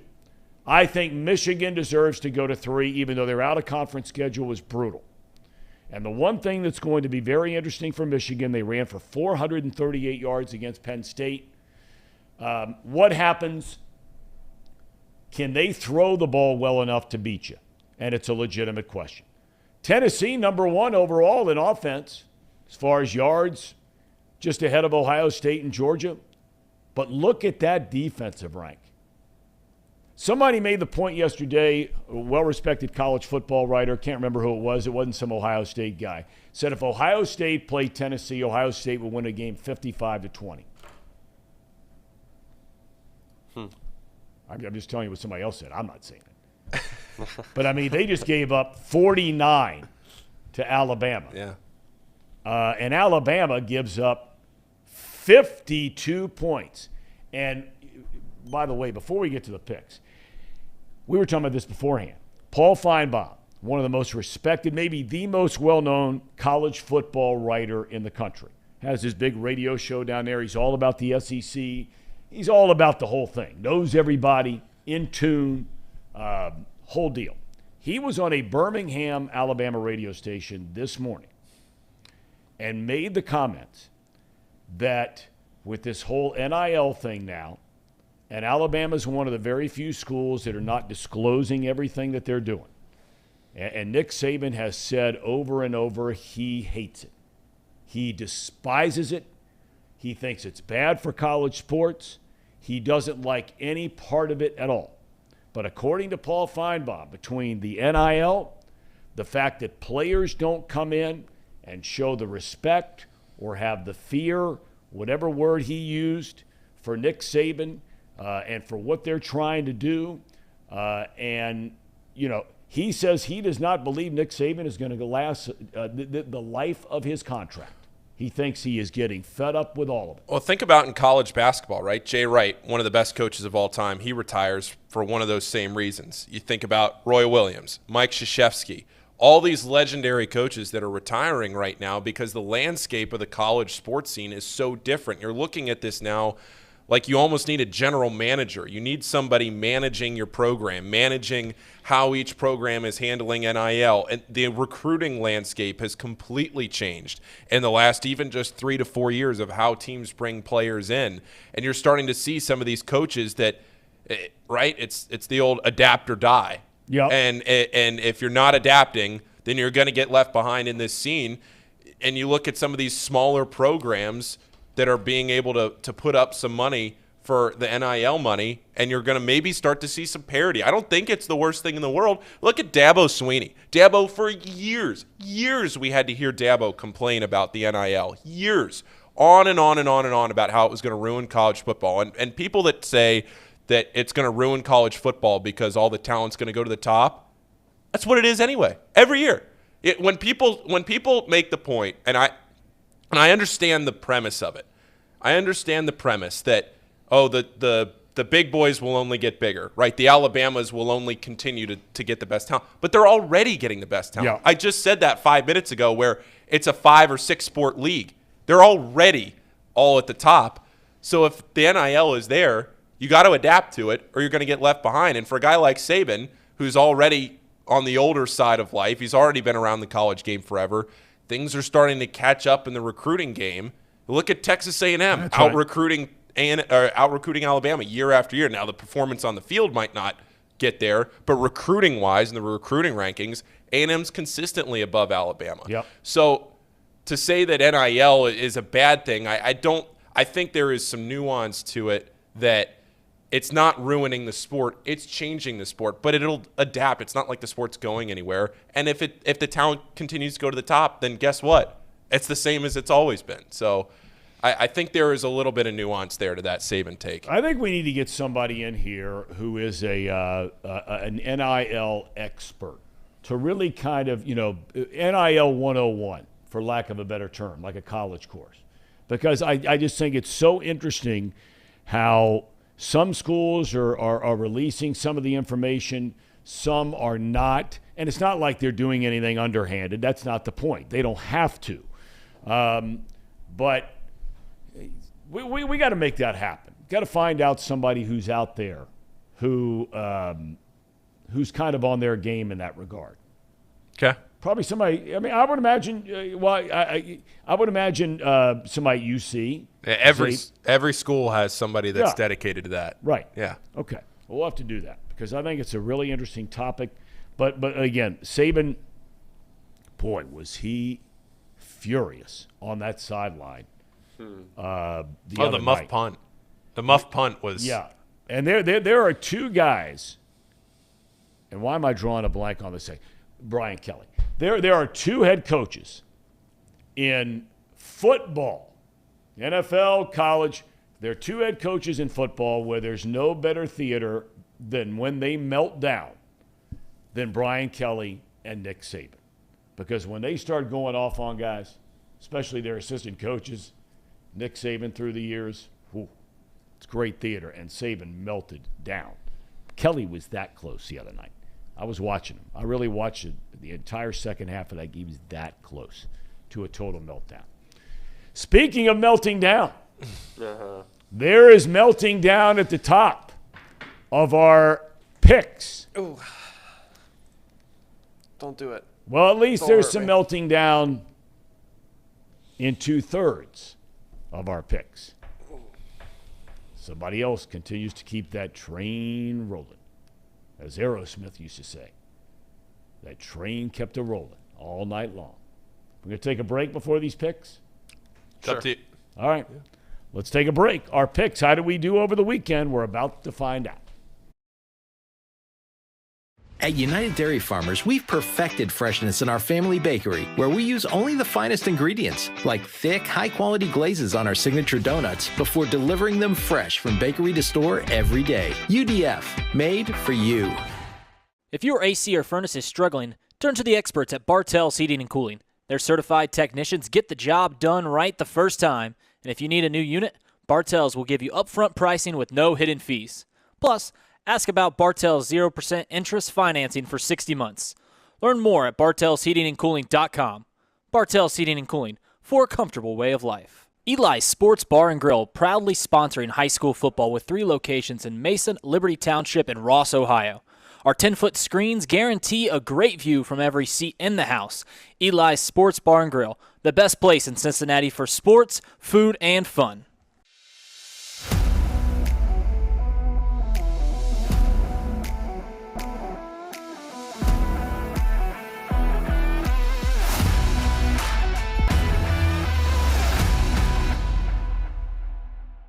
Where can you turn when you're in pain? Turn where more high school, college, and pro athletes turn. Where your neighbors and weekend warriors turn. Turn to Beacon Orthopedics and Sports Medicine and get superior care on your schedule. That's the Beacon difference. Check out our fresh arrivals at Jake Sweeney Used Cars. Over 250 used vehicles weekly. All makes, all models. From economy to luxury, Jake Sweeney, the original used car superstore. I know one thing, ain't nobody does this better than us. Facts.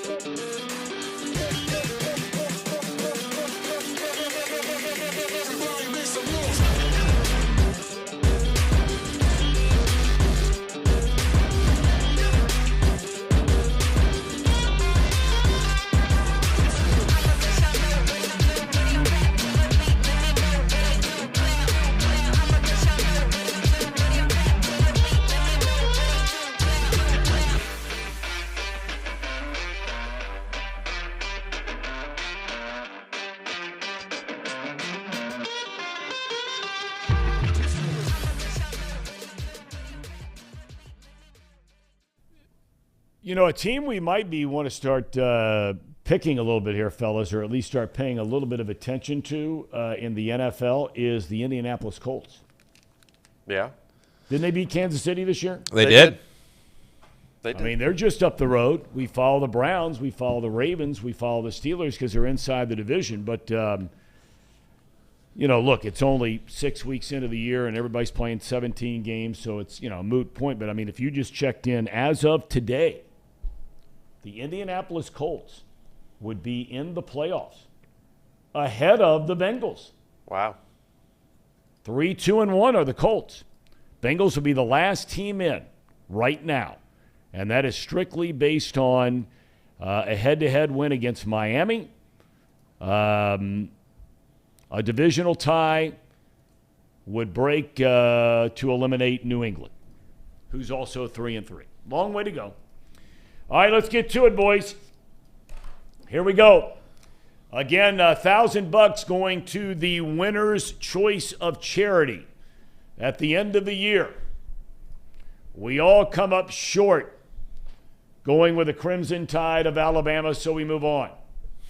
I'm pissed I was on the wrong side of that. I wish I would have been on the right side of that to kind of celebrate. Well, of course with the you Tennessee wish people. you were on the no, right but I mean, side like, of that. it stinks watching a game like that and trying to be excited for Tennessee and then realizing you were on the wrong side of the pick. Did you just say you wish you were on the right side of that? I wish I was on the right side of everything. Yeah, but like it's an extra. Lord. It's an extra. Come on. It's salt in the wound, Tom. When you're on the wrong side of a. I was on the wrong side of A&M and Alabama last year. Okay. Brutal. It's brutal. You want to be happy for the home team. Somebody saw this coming from a mile away. I mean, you two guys. yeah. I don't know how in the world you two guys. You want to talk about looking on the wrong side. Casey at least has a reason. You got family. Yeah, I got family, but Michigan hadn't played anyone. They hadn't played anyone that's besides true. Yeah. Penn State, and it was close all the way up until the half. I mean, like you said, it wasn't really all that close because Corum. What's that running back's name? Corum. Well, the other guy was the one who had all the yards over. I mean, they ran for 438. Yeah, I mean, they but ran all the over. one kid, and I gotta go check his name real quick because I put it in here as our top performers. Tyrone Howe. I mean, I'm sorry. Where was it? I had him in here, I thought. One of the Michigan running backs also went off for huge numbers, not just Corum. Anyway, I mean, you run for 438, everybody's going to have a big day. And the other thing, too, with Penn State was their 2 touchdowns were, I don't want to say fluke touchdowns, but the one was a pick 6, and the other one was that option keeper, I think, for Sean Clifford, the, 60-yard run down the middle of the field. They didn't really – they never really manufactured a touchdown on a drive. Yeah, they never put a drive. Yeah. That's tough to see. Yeah. All right. It is. Okay, where else are we going next? Still on our college picks. We take TCU. The Horned Frogs win. Yeah. But they don't cover. That was a hell of a game. I mean, my daughter was on the field when they stormed the field, sent me incredible video. And now all of a sudden, they got Kansas State this weekend. Kansas State's having a great year. They are. And so they play this weekend. Week after that, TCU plays Texas. Good games there in the Big 12. You talk about arguably, after a slow start, the hottest team in college football, it might be the Ohio University Bobcats. Yeah. Yeah, they look great. I put the graphic out for Not Too Picky, and my 4 picks that I put on the graphic lost. I didn't have the ability to change the graphic because I was up in South Bend. Didn't have my Photoshop with me. I wanted to add Ohio and Syracuse, and Ohio won going away, 33-14. Congrats to the Bobcats. Great win. I mean, Great they played out of conference. They played some mighty tough teams. They played Penn State on the road. They played Iowa State on the road. They're not like Michigan scheduling a bunch of patsies. They're playing real teams, and now they're getting in the conference, and they're playing well. Okay, so we come away with wins there. Look at this, fellas. 3.5. Paul, you and I got it. Casey, what happened? I was on the right side of this. That's all I got to say. Well, you were on the right side of who won. Yeah. I can't. I will never again, Utah. Never again. I will sympathize with you, Casey, that sometimes you lose a bet. You were definitely on the right side of it, and you still lose. I don't know about this one, though. What do you mean? It was 43-42. Yeah, no, I understand. But this was a close game pretty much. Now, I will say, I didn't watch until the very end. I only saw the fourth quarter. Yeah, and then the box score and the rundown. I should preface that it was a close game. I'm pretty sure. It was a great game. Yeah, it was a good game. Well, you know what? I take that back. It was a great second, third, fourth quarters. The fourth quarter looked like it was teetering on a massacre. USC, first 2 times the Trojans get the ball right down the field, touchdown. Looked like they had the better athletes. Looked like they had the better players, which they probably do have better players. But Utah's got a nice program, and they lost a couple early this year. They probably shouldn't have lost, including the opener against Florida. But then all of a sudden they made it a 7-point game by half. I think it was 28-21. Things tightened up a little bit in the second half, but it was a fantastic game. I was glad Kyle Whittingham went Me for too. 2 at the end of the game. Me too.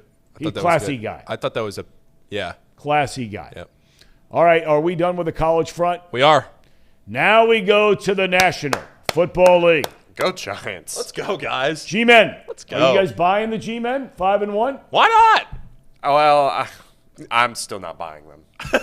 Why not? They're 5-1. Because I don't buy the Ravens. But hold on a second. Yeah. Okay. They've beaten in subsequent weeks now, back-to-back weeks.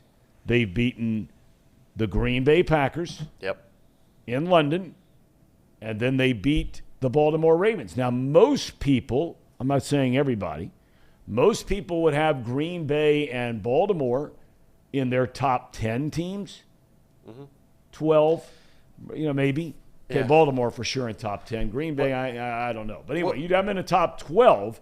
How many other teams When you say that are out there do you say have wins against teams like Green Bay and Baltimore? when you say believe, do I believe in them? What do you mean by believe? Do you believe they are a bona fide contender, especially in what I think so far, it could change, but what so far is a down year in the NFC?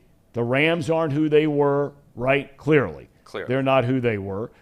Green Bay's not who it was. Minnesota's a 5-1 team we rarely talk about.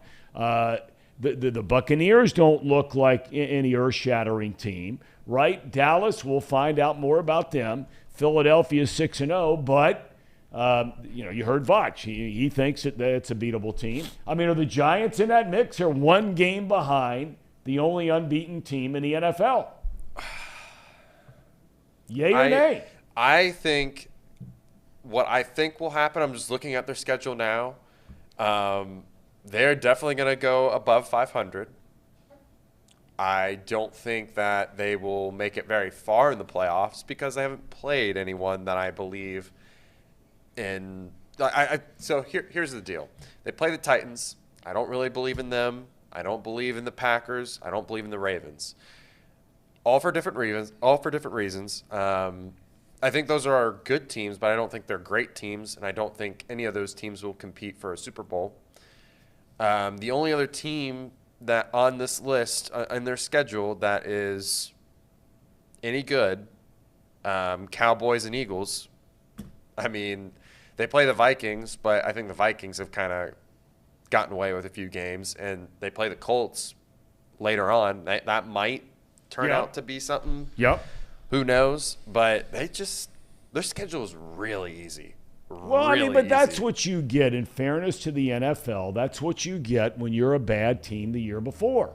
You get a break on the schedule. And I think that's why, in part, along with the salary cap and some other things, why we see a lot more parity in the NFL than we see, like Paul, we were talking a little while ago, in college football. Baseball, they don't have a salary cap, so it tends to be the bigger market team spending a whole lot of money. And if the Yankees win tonight, it goes to prove what I've been saying for a long time, and I get ripped by the so-called analytics guy. Oh, look at this, and Tampa Bay made it. Well, if the Yankees win tonight, San Diego is a team that's spending 175, whatever it is, million on payroll. Philadelphia spending a ton on payroll. Houston, huge market. New York. Cleveland wins. They'll be the only member at the dance without much money in their pockets. Okay, where are we next? What are you going to say? I was just going to say one thing about the Giants. They play the Jags, Seahawks, Texans, and Lions their next 4 games. They win all 4 of those, which are winnable games. They'll be 9-1. Can you imagine a Giants team being 9-1? Well, in years past I could, but not coming into this year. No. Can you imagine a Daniel Jones-led team at 9-1? Well, Brian Dable, though. Brian Dable. I like the guy. Love the guy. Love the guy. Love him. All right. What's next? Fellas. Oh, you talk about it. Fellas. You saw that, Paul. Fellas. I saw tried. this myself coming a mile away, and I can't believe I picked it. So last time this year, I'm done with the Browns. I'm with you. Stink. They stink. They stink. Listen, They stink. we do this every time. They So next week, I'm just gonna go off next week. They play who they play. They play Baltimore. Watch them win that game. You know what? You're probably right. Where's that game? It's at Baltimore. No, they won't. Never mind. But then they play the Bengals. Yeah, they Right? play Monday Night Football. Monday night. Yep, 31st, the week after. That's Halloween night.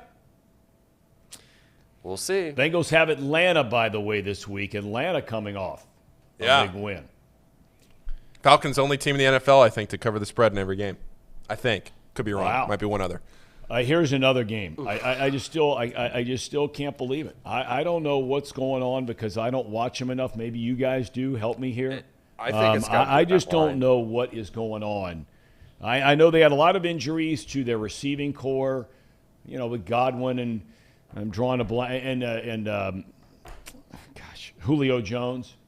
Evans got suspended for a game after the meltdown against New Orleans. But what is going on with Tampa Bay? I mean, I'm just gonna go on a limb here and say that's probably their offensive line. I mean, they lost. Yeah. They lost 2 or 3 guys of their starters from last year. Alex Kappa being a Bengal, their center getting hurt for the season. That's right. So that's going to be my gut reaction. The numbers don't suggest that. They haven't been able to run the ball as effective. No, they haven't. So and plus, Steelers' defensive line is pretty good. So the maybe Steelers are awful. I but mean, they're awful. yeah, I agree. Other than that, they're pretty bad. But Tampa Bay's having a hard time against everybody scoring points. And, man, I mean, did you see Brady with his offensive line? Did you see that clip? I did. I love how he says it. He's smart. You guys are better than the way you're blankety, blankety, blankety, blank playing. I love Brady. I love the fire and passion that he brings, but man, if I was one of his offensive linemen after he went out and went to a good point. To a wedding, I would be just lighting his ass up. It's a good point. Can't argue with you there. That one hurts too.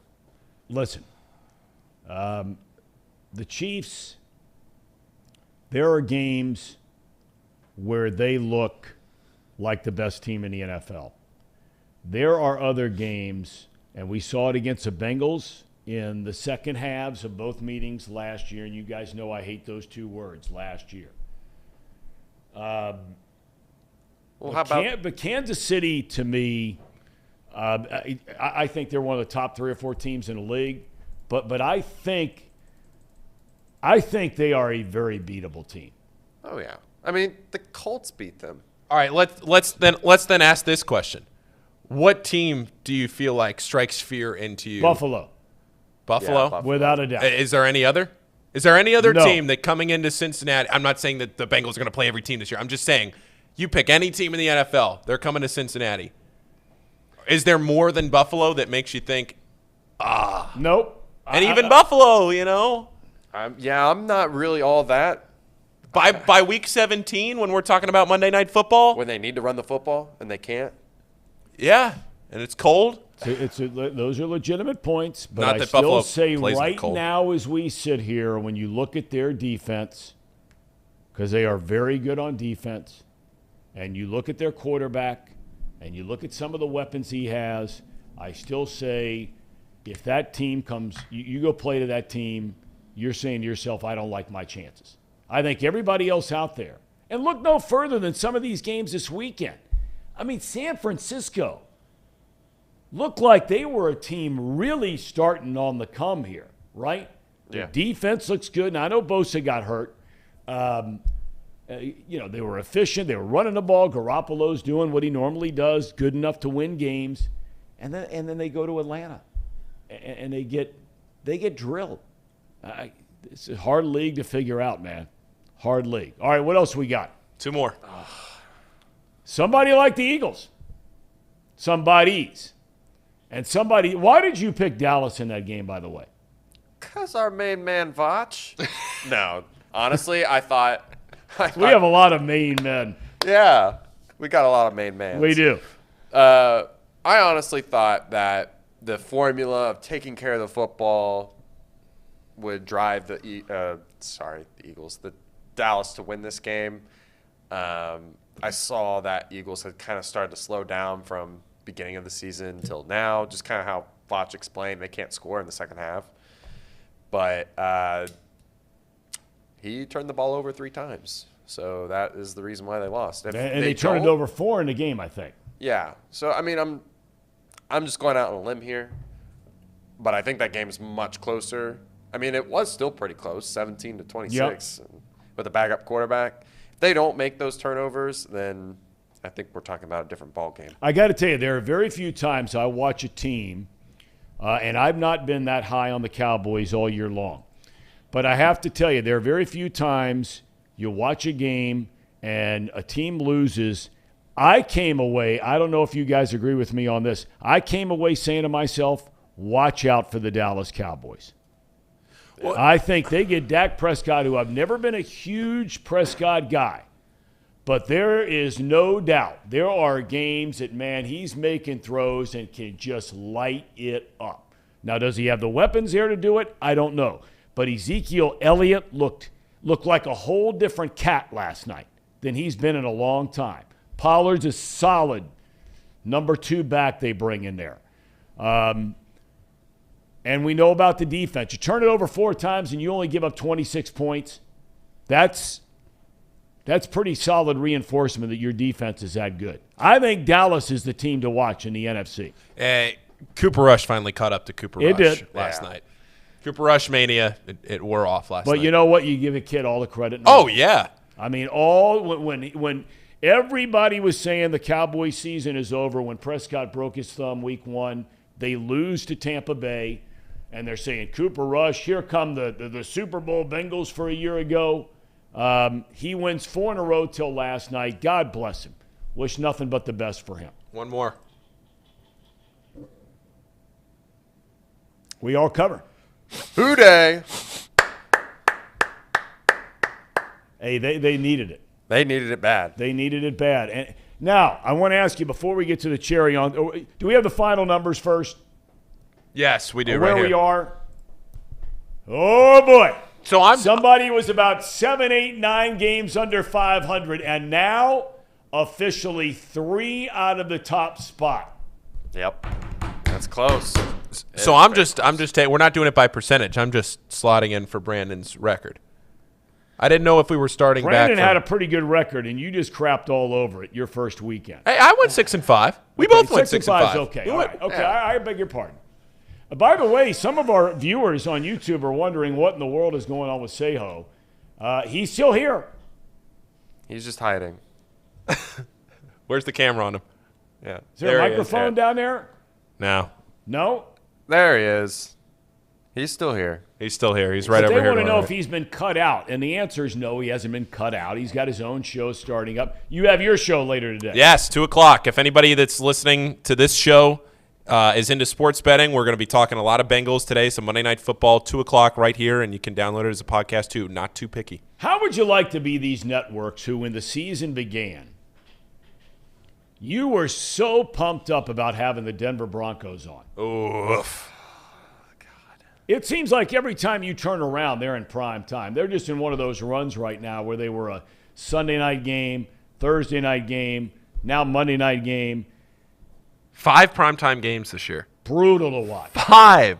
Russell's bad. How have they been on 5? No, I'm saying on their schedule this okay. year. They All have right, okay. They were slotted for 5. Have 5. They have 5. They've This will already be their done- 3rd, I think. They have 2 more, I believe. Now, They have this 2 will more. be an interesting game tonight if for no other reason that, and I give the kid so much credit in Herbert. Playing with broken ribs, that is one of the most painful injuries that you can have, and especially a quarterback and having every time you throw the ball. I heard Boomer Esiason talking about this the other day, and yet they win tonight. They're 4-2 on the year, and they're right in the hunt where everybody thought they would be. Yep. And this is almost a make or break point for Denver because they have not looked good. They found a way to squeak by here or there a couple times. They lose tonight. knowing their schedule, they could be in big, big trouble. Okay, do we have a cherry on top? We do. And would somebody care to tee this up? This was, I believe, 5 years ago today already. And I don't mean to keep picking ones that are making all of us feel old, but it's hard to believe that this was 5 years ago today. A very famous college football highlight. Get it out, boy. Whoa, he has trouble with the snap, and the ball is free. It's picked up by Michigan State's Jalen Watts Jackson, and he scores on the last play of the game. Unbelievable.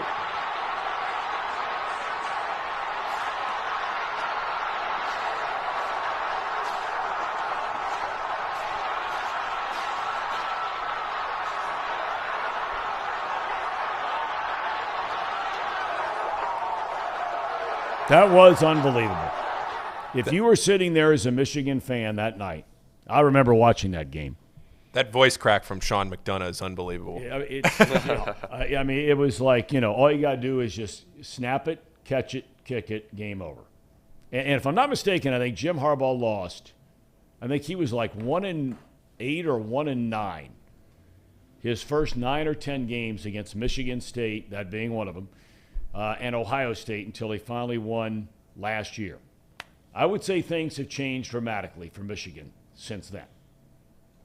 I would say so. Yeah. Michigan's relevant again. I think that's good for college football. It's good for the Ohio State rivalry, everything. No doubt. That is our cherry on top, presented by United Dairy Farmers. All right, tomorrow, my understanding is after some border issues, customs issues, we'll get more into that tomorrow. Tracy Jones is back in the good old U.S. of A. He'll be joining us. And we have a fellow, what's the guy's name from Tennessee? His name is Wes. Okay, Wes Walker, I think Wes it is, but Walker. we'll figure it out. We're going to talk about that game over the weekend, and obviously we'll continue to talk about the Bengals getting ready for Atlanta. Tom McCarthy? And Tom McCarthy, the voice of the Philadelphia Phillies. Thank you very much for reminding me of that, Paul. He has agreed to join us tomorrow from San Diego.